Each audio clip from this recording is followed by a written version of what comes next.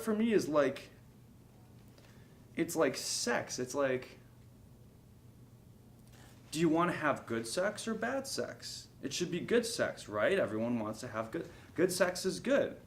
You know, my art is very much just about making sexy paintings, you know, like I want to make sexy paintings. And I don't mean hot naked chicks, I mean like the surface is sensual.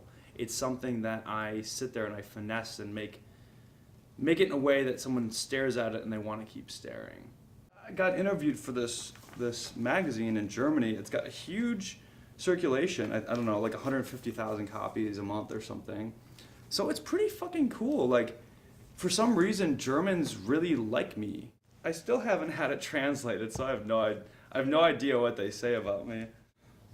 I'm so drauf, which means I'm on it, or I'm like, it means I'm like hip, or I'm on drugs or something. I was just in New York last week, and a bunch of German people totally recognized me. And I walked into this one gallery space, and they were like, "Oh my God, Ryan Shultz, so drauf!" And I was just like, "Yeah, I'm drauf, yeah." This is a self-portrait. Let me take this really quick. Okay. You can film it. Hello? In the 19th century, Karl Marx said that religion was the opium of the people.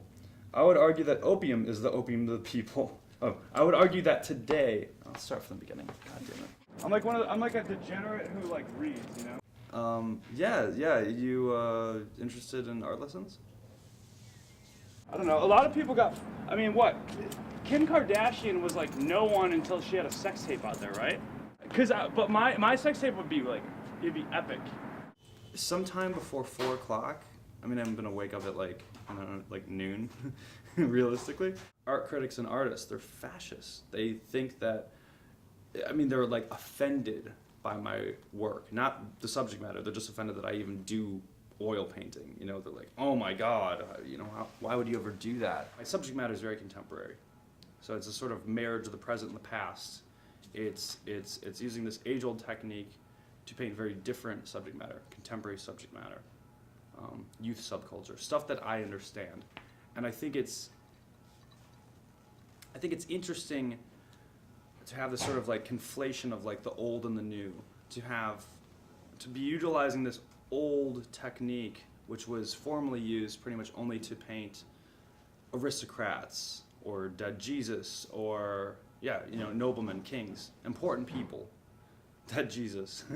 And instead to use that technique and paint someone smoking heroin, I think that's kind of funny. I don't know. It's interesting. You know, it's putting up on high people who, you know, the world views as low. My paintings are like my babies. I don't make them for other people. I make them for myself. And then at the end of the day, people want them, and then I sell them. And I need money, so I sell them. But, you know, to be quite honest, it's like, it's a really hard thing for me to sell a painting. It's like giving away one of my babies, one of my children. And I'm never gonna have real children, so, you know, painting makes me elated, and then it also makes me horribly depressed. And it's been a brutal winter, and I've been really depressed, so like, my paintings have been killing me. There was a good amount of time where I was making work and just struggling and not knowing what I'm doing and trying different mediums and reading all these. I read every book on old master techniques ever written, ones that are written in 1700 or even earlier. So I did all that, and now I have students, and in 1 month I can teach them all that stuff that I learned over a long period of time. And then after a couple paintings, it sort of like locks in and they get it and they understand it.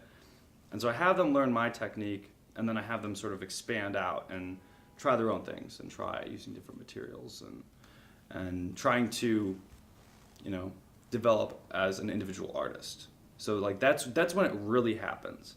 Not when they like, oh wow, they can paint, you know, in a way that's, you know, pretty close to the way I paint. That doesn't do it for me. I want to see them do what I'm doing to some level, and then expand out and go on and become their own unique individual artist. That's what's really rewarding.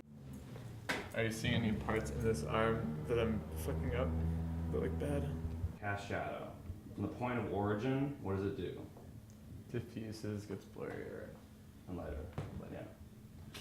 So just think of that, like, oh, because like sometimes when you're looking at something in real life or you're looking at a photograph or whatever, it doesn't quite look like it's doing that. And so I always just like tweak it, I up it a little bit, I'll make it like sharper where it doesn't look that sharp, and then I'll make it blurrier as it's moving away, and then it just makes it look more real at the end of the day, you know? Like you can have directions with your mark making, or like with her sky, you can have it just have it all over feel to it. So just avoid getting so much like line. I don't think I would ever sell out and become that artist that I need to produce and people will buy my stuff no matter what, so I'm just gonna have other people paint it for me. You know, that's taking the fun out of fucking. That's you know, paying someone else to sleep with your girlfriend. It's not what I would ever do. There's no sort of value judgment with my paintings. There's no moral statement that I'm trying to make with my work. If anything, my work is amoral. It's not really making any judgments about the people or what they're doing. It's just capturing it.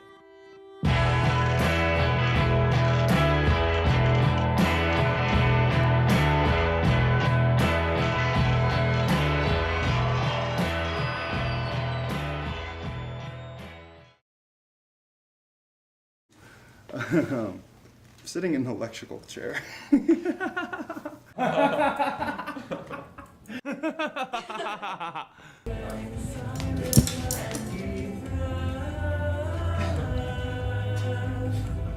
You girls are real raw. You look raw. I think. That was really loud. You know, my paintings scare the shit out of Mormons. Shit.